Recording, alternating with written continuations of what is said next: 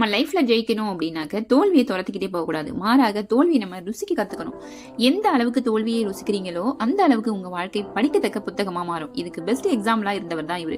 புகழ்பெற்ற எழுத்தாளர் Benjamin Franklin தோல்வியை எப்படி ருசிச்சாரு தெரியுமா? அவருடைய தந்தைக்கு 2 மனைவிகள், 17 குழந்தைகள். 8 வயதுல பெஞ்சமினை பள்ளியில சேர்க்கிறாங்க. கணிதம் அவருக்கு வேப்பங்காயா கசக்குது. 12 வயதுல படிப்பை நிறுத்திட்டு அண்ணன் நடத்தக்கூடிய அச்சகத்துல எடுபிடி வேலையில சேர்றாரு. அச்சகத்துல கையில் கிடைக்கிற பேப்பரை எல்லாம் எழுத்து விடாம வாசிக்கிற பழக்கம் அங்க அவருக்கு ஏற்படுது. இந்த பழக்கத்தால துறைமுகத்துக்கு போறாரு. கப்பல்ல இருந்து இறங்கும் பயணிகள் மாலுமிகளிடம் படித்து முடித்த புத்தகங்களை தருமாறு கெஞ்சி கேட்டு வாங்குறாரு. புரியலனாலும் தொடர்ந்து வாசிக்கிற பழக்கத்தையும் ஏற்படுத்திக்கிறாரு. இந்த காலகட்டத்துல பாஸ்டன் நகர்ல இருந்து 2 நாளிதழ் மட்டுமே வெளிவருது. அதை பார்த்ததுமே பெஞ்சமினோட அண்ணனுக்கு உள்ளூர் செய்திகளை வெளியிட ஆசையும் வருது. தம்பி பெஞ்சமின் அண்ணன் நடத்துற பத்திரிகையில எழுத ஆசைப்பட்டாரு. ஆனால் அவரோ தம்பி படிப்பை பாதியிலே விட்டதால முட்டாளை தூர போ அப்படின்னு விரட்டிடுறாரு. பெஞ்சமின் புனைப்பெயர்ல கட்டுரைகளை எழுதி அண்ணனோட அச்சகத்துல கதவுக்கு ஓரத்துல வச்சிடறாரு. அதை படிச்சு பார்த்த அண்ணன் சூப்பரா இருக்கே அப்படின்னு பிரசுரிக்கிறாரு. பெஞ்சமின் முகம் தெரியாத கட்டுரைகளுக்கு பெரும் வரவேற்பு கிடைச்சிச்சு. ஒரு நாள் அத்தகைய சிறப்பு கட்டுரைகள் எழுதியது தன் தம்பி தான் என்று தெரிய வருகிறது அண்ணனுக்கு. பெஞ்சமினை அழைத்ததும் பாராட்டுவார் என நினைத்தவருக்கு அடியும் திட்டும் தான் கிடைச்சிச்சு. காயங்களோட தப்பி ஓட நினைச்சாரு. அப்பா கிட்ட சென்று முறையிடுறாரு. அப்பாவிடம் முறையிட 17 குழந்தைகள் இருந்ததால நீ ஆச்சு அண்ணனாச்சி, அவரவர் வாழ்க்கையை அவரவர் முடிவு செய்யுங்கள் அப்படின்னு கூறி நழுவிட்டாரு. நடுத்தெருவில் விடப்பட்ட பெஞ்சமின் பிலடெல்பியா நகருக்கு போறாரு.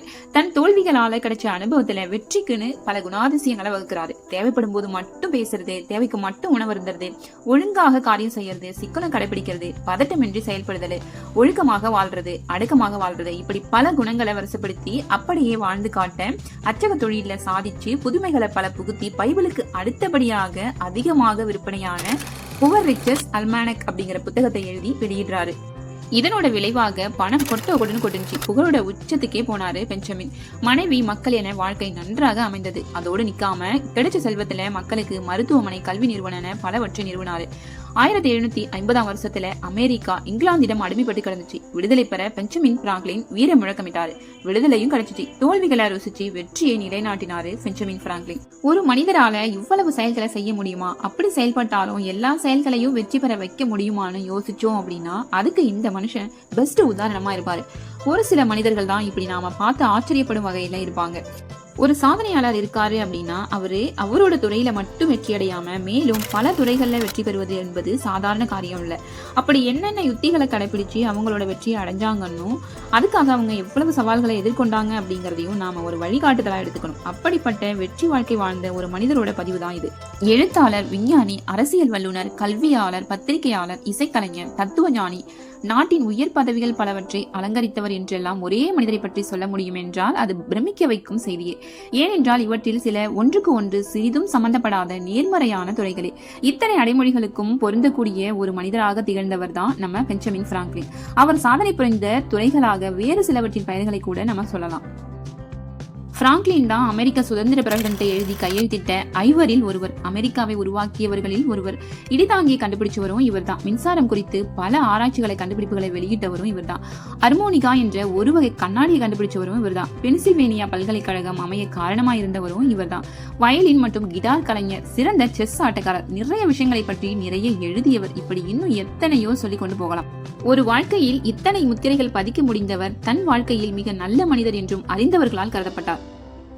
இப்படி ஒரு வெற்றி வாழ்க்கையை வாழ்ந்த பிராங்க்லின் தான் பின்பற்ற வேண்டிய பண்புகளாக 12 குணங்களை தன்னுடைய இளமை வயது பருவத்திலேயே குறிச்சு வச்சுக்கிட்டு வாழ்ந்துட்டு இருந்தாராம். அதை என்னென்ன அப்படிங்கறத நம்ம இந்த பதிவுல பார்க்க போறோம்.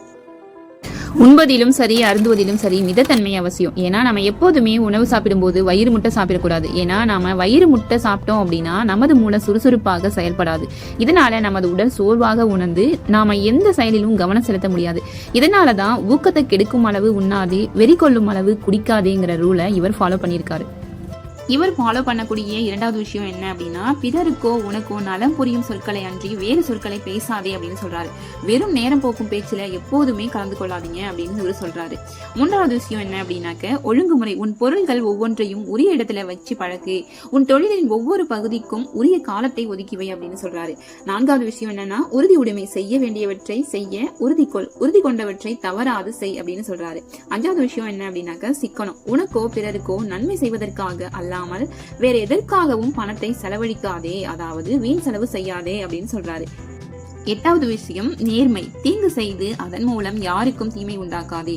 அதுபோல கடமைகளை செய்யாமல் விட்டும் அடுத்தவருக்கு தீங்கு செய்யாதே. எதிலும் அதீத தன்மையை விலக்கு. உனக்கு இழைத்த தீங்குகளுக்காக கூட நீ அடுத்தவரிடம் சினம் கொள்ளாதீரு அப்படின்னு சொல்லியிருக்காரு. அடுத்தது துப்புரவு. உங்களது உடல், உடை, இருக்குமிடம் ஆகியவற்றில் எத்தகைய துப்புரவு கேடுக்கும் இடம் அளிக்காதீங்க அப்படின்னு சொல்றாரு. 11வது விஷயம் மன அமைதியை பத்தி சொல்லியிருக்காரு. சின்ன சின்ன விஷயங்களுக்காகவோ, தவிர்க்க முடியாத மற்றும் தற்செயலாய் நிகழும் நிகழ்ச்சிகளுக்காகவோ மன அமைதியை இழக்காதீங்க ஒருபோதும் அப்படின்னு சொல்றாரு. தன்னுடைய 12வது பதிவு என்ன அப்படின்னாக்க, அயர்வு அல்லது பலவீனம் அடையும் அளவுக்கோ, உன்னுடைய மற்றும் அடுத்தவருடைய அமைதிக்கோ புகழுக்கோ கேடு உண்டாக்கும் அளவுக்கோ இன்பம் நுகராதே அப்படின்னு சொல்றாரு. இந்த 12 விஷயங்களை ஃபாலோ பண்ணி தான் பிராங்க்லின் தன்னோட லைஃப்ல சக்சஸ் அடைஞ்சிருக்காரு. அது மட்டும் இல்லாம அன்னைக்கு தோல்வியை கண்டு அவர் துவண்டு போயிருந்தா இன்னைக்கு நமக்கு பிராங்க்லின் அப்படிங்கிற ஒரு மனிதர் நமக்கு கிடைச்சிருப்பாரான்னு கேட்டா அதுவும் கேள்விக்குறிதான்.